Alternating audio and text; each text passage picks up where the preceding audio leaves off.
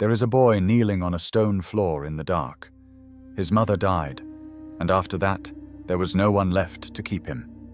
So the city sent him to an orphanage in Riften, a grey institution run by a woman named Grellad the Kind, which was not her name at all, only what people called her the way you call a thing by its opposite, when the truth is too hard to say plainly.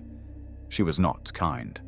And the boy named Aventus Aretino decided he would not stay there. He escaped. He walked home, back to the empty house where he had lived when his mother was alive. And then he began to do the only thing he knew might help. He arranged a circle of candles on the floor. He placed bones in the center, a heart, flesh, things that had belonged to the dead. He took a dagger, rubbed it in nightshade petals, and he began to stab a cloth effigy of the woman he wanted gone, over and over in the candlelight, while the cold of Windhelm pressed through the walls. He had been doing this for days. He was so tired. He did not stop. Sweet mother, send your child unto me, for the sins of the unworthy must be baptized in blood and fear. What made that prayer land where it did? In whatever void between living and dead the words fell into. What made something in the darkness tilt its head and listen? Is the question that sits beneath everything that followed. A boy called for a killer. The world answered.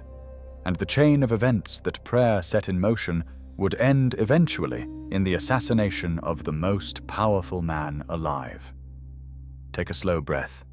There is no hurry. We have the whole night.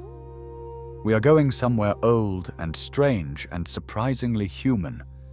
Through a dying guild, a dead woman who has never stopped speaking, and an emperor waiting quietly on a ship for someone to come through his door. There is something sitting at the center of all of it that I want to hold until we have earned it. When it arrives, it reframes everything that came before. The Dark Brotherhood, by the time of Skyrim, was almost nothing. It had been something once. In the eras before the Fourth, it had operated across all of Tamriel, a constellation of hidden sanctuaries, each one a humming black engine of contract killing, run by assassins of uncommon skill and total dedication to something that was not merely money. The Brotherhood had been a cult, a theology, a family, and a terror, all at once. Its reach was enormous. Emperors knew its name and feared it. Whole provinces had learned to keep their doors locked when word came the Brotherhood was near. What remained in the year 4E201 was a single sanctuary in Skyrim. A stone burrow in the hills outside Falkreath, accessed through a black door that would not open unless you gave it the right words. Fewer than 10 people lived inside. The sanctuaries across Cyrodiil had been gutted by the Oblivion Crisis, and then the Great War finished what the crisis had started. Each one raided, burned, or quietly abandoned as the membership bled away. By the end of the war, a man named Cicero believed he was one of 2 surviving members outside of Skyrim, the other possibly a deserter.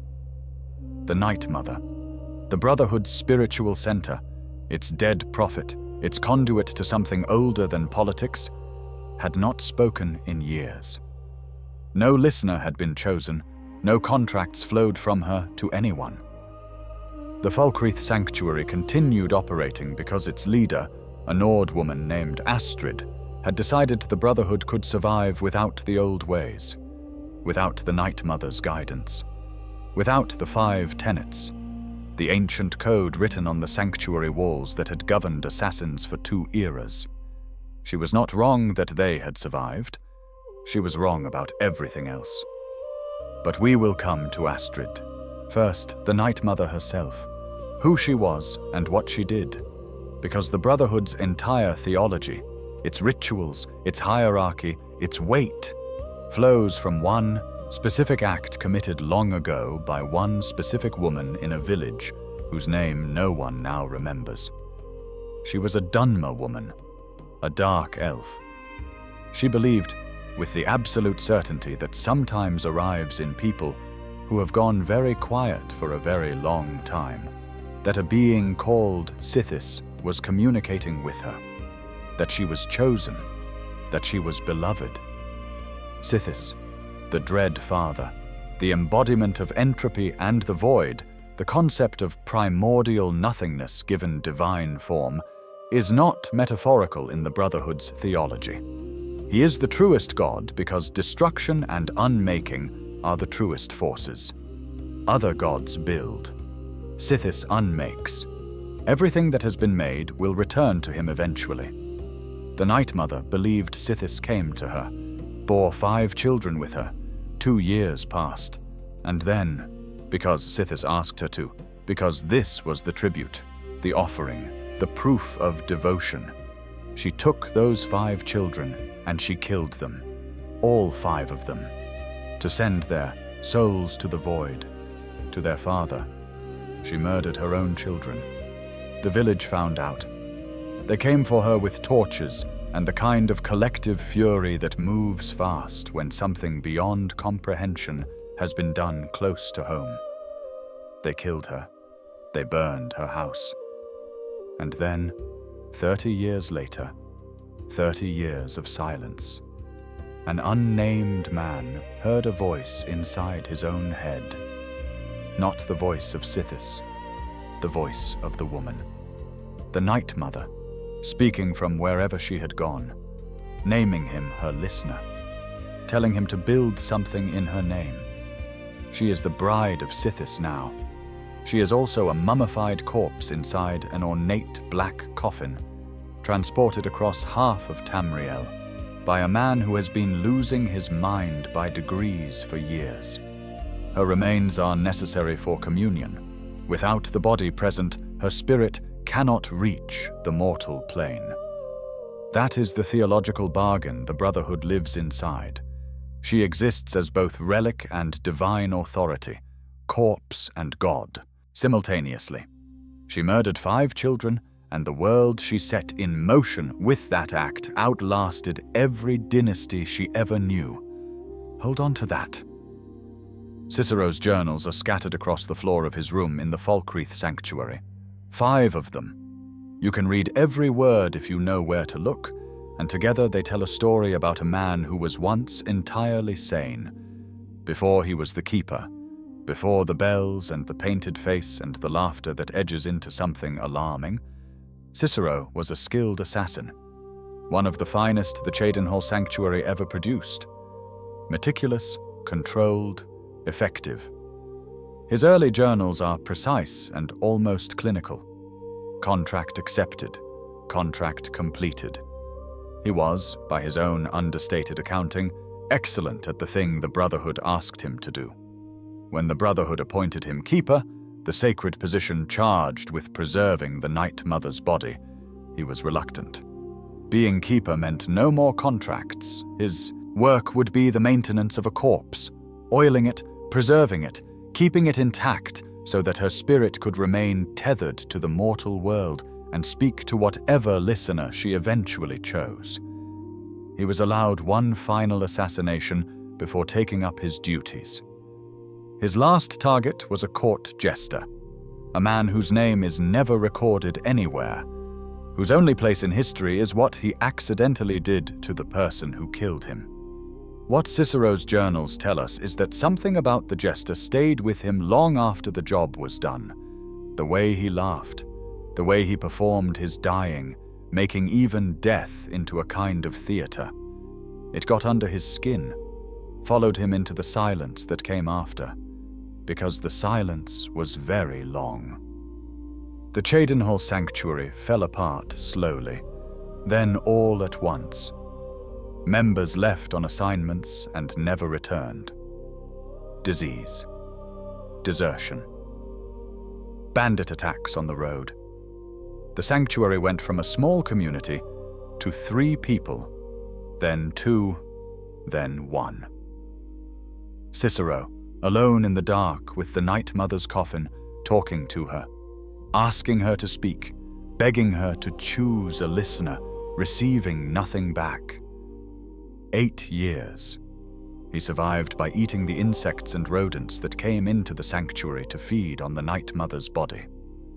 The jester's laughter, which he could not stop hearing, became first a memory, then a comfort, then the only sound he made. He adopted the jester's costume, the hat, the bells. He became, over those 8 years of isolation and devotion, and received silence, something that looked like madness from the outside, but may have been the only shape a person could hold together while surviving what he was surviving. Not a broken man, a completed one. When he finally loaded the Night Mother's coffin onto a wagon and made for Skyrim, because Skyrim was the last sanctuary, the only place with anyone left, his wagon wheel broke on the road north of Whiterun. Stranded outside a farm whose owner refused to help him, the traveler who stopped to assist that strange jester on the road had no idea what they were setting in motion. There is a detail about how Astrid finally meets her end, a specific detail that reframes everything she ever said about the old ways, everything she dismissed, everything she refused to honor. I want to hold it a little longer. To understand what it means, you need to understand what Astrid was afraid of, and why. Astrid had run the Falkreath Sanctuary for years before Cicero arrived. In the absence of a listener, in the absence of the Night Mother's authority, she had built something that worked by her own lights. A family of sorts. A small, strange household of killers who trusted each other, who took contracts by word of mouth, who operated entirely outside the rigid hierarchy the old Brotherhood had used. She had kept them alive through the end of the Great War and everything that came after. She was not nothing, but the 5 tenets still hung on the sanctuary walls. The 5 tenets, carved into stone plaques in both of Skyrim's sanctuaries, so faded by the time of the game that most players never make them out fully, were the Brotherhood's founding code. 5 rules, each one ending the same way. To do so is to invoke the wrath of Sithis. Never dishonor the Night Mother. Never betray the Brotherhood. Never disobey a superior's order. Never steal from a dark brother or sister. Never kill a dark brother or sister. 5 rules. Before her story ends, Astrid breaks 4 of them. She was not monstrous. That is the harder truth. She was frightened. When Cicero arrived with the Night Mother's coffin, and when the Night Mother, after years of silence, suddenly chose a listener, suddenly issued a contract that bypassed Astrid's authority entirely, Astrid felt the ground shift beneath her. The family she had built, the authority she had held, the version of the Brotherhood she had kept alive, all of it was suddenly subject to a dead woman in a box who answered to no one Astrid could reach or reason with. So she did what frightened people often do. She tried to make a deal. She went to Commander Maro, head of the Emperor's Penitus Oculatus bodyguard, and offered to trade the Dragonborn, the newly chosen listener, in exchange for the Brotherhood's survival. She would give Maro what he needed.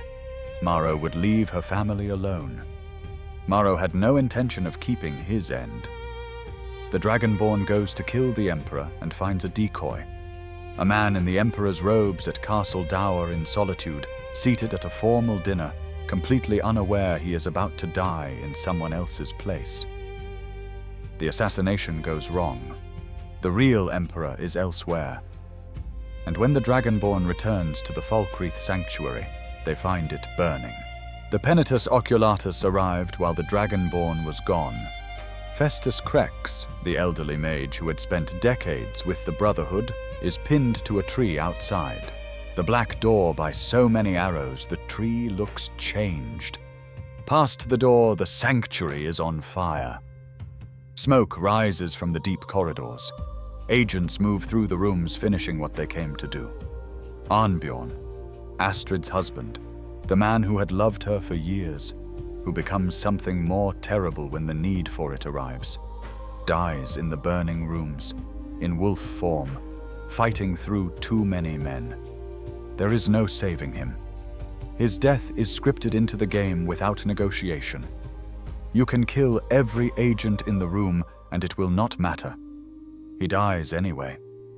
Gabriella, Vizara, Lys the frostbite spider, who had lived in her pit in the alchemy room and been, in some small way, the sanctuary's only creature that asked nothing of anyone. Gone. Nazir survives.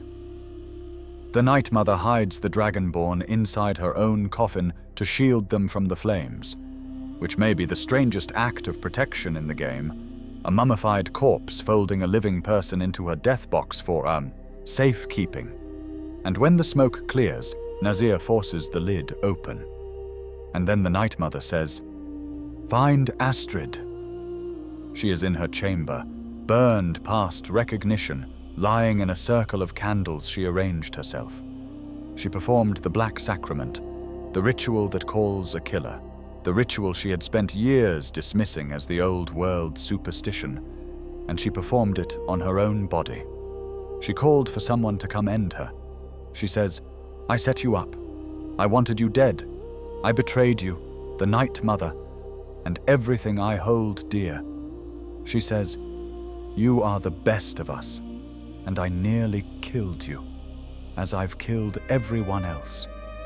She gives the Dragonborn the blade of woe, her dagger, the symbol of her authority, and asks to be killed. Here is what I have been holding. Astrid spent the entire quest line dismissing the Night Mother's ways. She said it plainly. The Night Mother represents a chapter in the Dark Brotherhood's history that has long since been closed. Today we live by our own rules. She abandoned the 5 tenets. She ignored the Night Mother's contracts. She built her own version of what the Brotherhood could be. And when it all collapsed, when she had broken the tenets she called irrelevant, betrayed the people she called family, and been left burning on the floor of the sanctuary she had tried to save, she reached for the Black Sacrament. The ritual she had abandoned, the Night Mother she had dismissed. She could not die on her own terms any other way. She needed the old framework to hold her at the end, because without it, there was no structure in which her death could count for something. The woman who said the Night Mother's chapter was closed chose to die inside it. Not a villain. A woman who was afraid, and then a woman who was not anymore. The Night Mother's response to all of it, the burned sanctuary, the dead family, the penitent leader in her own ashes, arrives through the Dragonborn as 2 words. Finish the contract. The real emperor is still alive. Titus Mede II. He ascended to the throne in 4E168 and has ruled Tamriel for 33 years. Through the Great War, through the brutal peace that followed, through the signing of the White Gold Concordat, the document that banned worship of Talos across the Empire. That last act is the one his people remember most and forgive least. It was political necessity. His people experienced it as abandonment. He knew they would. He signed it anyway. He is on his personal ship, the Cataria, moored in Solitude Harbor. Armand Motiera, the man who hired the Brotherhood through the Black Sacrament, a member of the very elder council that advises the Emperor, is hiding in a back room of a tavern in Whiterun. He will tell the Dragonborn where to find the man he paid to have killed. There is something worth knowing about Motier. The family name is centuries old. Breton nobility, connected in ways the lore suggests but never fully, details to both imperial power and to the Brotherhood's history across multiple eras. When the Dragonborn asks why he wants the Emperor dead, Motiere answers carefully. He cites a historical assassination. An emperor killed 200 years earlier, in 3E41, whose death ushered in what he calls a necessary change in imperial policy. He will not say what change he is hoping for now. He will not say who benefits.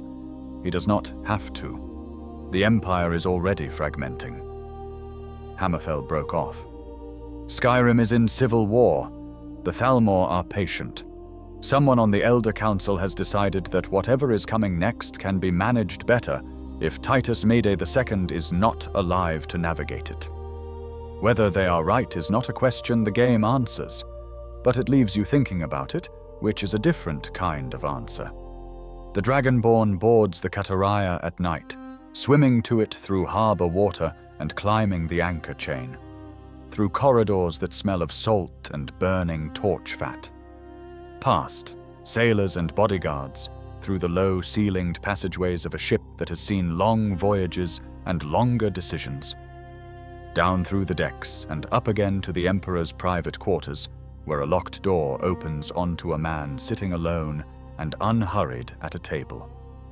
He is not surprised. The Emperor's character class, recorded in the game's data, visible to anyone who looks, is Assassin. He was built by the people who made this world as a man who understood killing, who had always understood it. Titus Mede II looks up and says, "And once more, I prove Commander Maro the Fool. I told him you can't stop the Dark Brotherhood. Never could." He does not reach for a weapon. He does not call for anyone. He turns to the Dragonborn with the calm of a man who has had years to make his peace with this particular room, this particular night. But of course, you and I have a date with destiny. But so it is with assassins and emperors, Yes, I must die, and you must deliver the blow. It is simply the way it is. He asks for a moment. He thanks the Dragonborn for their courtesy, for not killing him on entry, for allowing him a few more words. He says, "You will kill me, and I have accepted that fate. But regardless of your path through life, I sense in you a certain ambition." And then he asks his favor. "While there are many who would see me dead, there is one who set the machine in motion. This person, whomever he or she may be, must be punished for their treachery. Once you have been rewarded for my assassination, I want you to kill the very person who ordered it." He does not know Motier's name. He only knows someone arranged this, and he wants that person to not outlive him. Then he turns his back. He walks to the window of his quarters and looks out over the harbor lights on the water below. And he waits. Whether you honor his request, whether you find Motier afterward in the tavern, collect the payment, and then deliver the Emperor's last wish, is not dictated. Motiere, if you seek him out, will be briefly, genuinely delighted when you arrive. The contract was completed. He is already thinking about what comes next. He does not comprehend the quiet words you say before you kill him, because a man who has never stood in a burning sanctuary and held the weight of what he set in motion rarely has the language for it.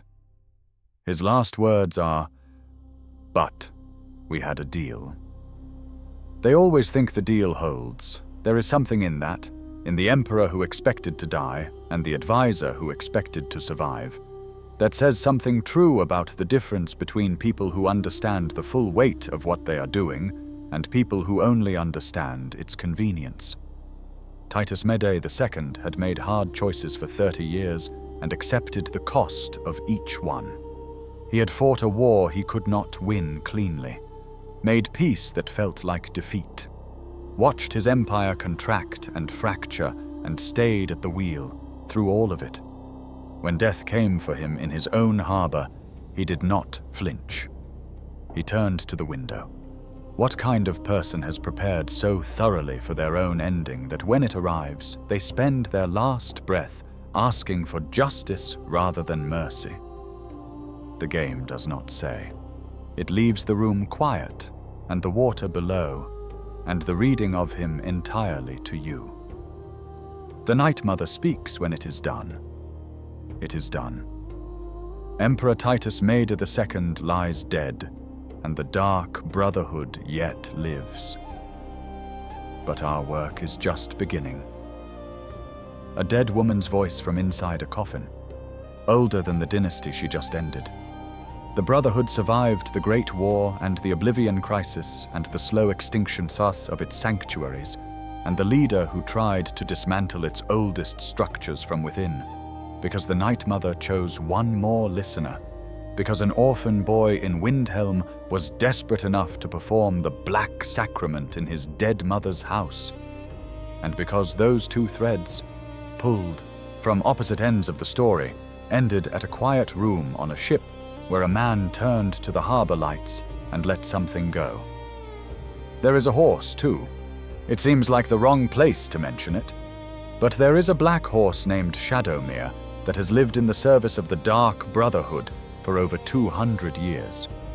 It belonged first to a speaker named Lucian LeChance in the Third Era, a man long dead whose ghost can still be summoned in Skyrim, and who, when called up near the horse, will sometimes say, "Shadowmere, my old and dear friend."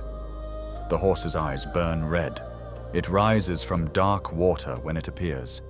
If it is killed, it returns days later to the exact place it fell. The lore offers no explanation for Shadowmere. It does not try. The horse simply exists at the edge of what can be known. Older than anyone alive, loyal to an institution that came within a breath of extinction, rising again and again from whatever the Brotherhood's equivalent of the void might be. Not a metaphor, just a horse. Just an old, unkillable, red-eyed horse that keeps coming back. The Brotherhood is like that too, in the end. The thing that should have died. The thing that persists past every reason it had to stop. So, the boy in the dark, the cold house, his mother's empty rooms. Think about him again, knowing everything that came after. The candles burning low around the circle on the floor. The words repeated until they lost their edges and became something more like breathing. Sweet mother, send your child unto me." He was not calling the Night Mother with any real theology. He was a child in grief doing the one thing he had heard might work, because he had nowhere else to turn and nothing else to try. And the Night Mother heard him, not because he was chosen or pure or worthy of anything she could have assessed from that distance, because someone was always calling, because the dead woman in the coffin had been waiting longer than most people. Wait for anything. And when the words came through the dark and the nightshade and the guttering candles, she tilted toward them. She sent someone to him.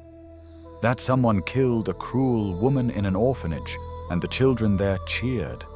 And from that one act, which began with grief and ended with freedom, everything else unspooled. The sanctuary, the family, the contract for the Emperor, the betrayal, the fire, the burned woman on the floor who died inside the ritual she had abandoned, and finally a quiet room on a ship where a man of consequence turned to the water and made his peace. What sits underneath all of it, underneath the Night Mother and Astrid and Titus Mede II, in all their completely different ways, is this. Every institution built to serve something sacred eventually turns inward and begins serving only itself. What saves it is always the one person who still believes. Sometimes that person is frightening.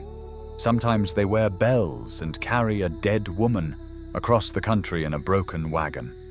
Sometimes they are a child in an empty house at night, pressing a dagger into cloth, asking the dark to answer them. The dark answers. Think about the moments when you kept going past the point where it made sense to. The words you repeated anyway. The things you held on to in the quiet when nothing was coming back. What eventually showed up. What turned out to have been listening all along. If this carried you somewhere restful tonight, consider subscribing. There are many more quiet and strange corners of these worlds worth sitting in together. The harbor lights are still on the water. The candles have burned almost all the way down. The Night Mother is patient in her coffin, as she has always been. Sleep well,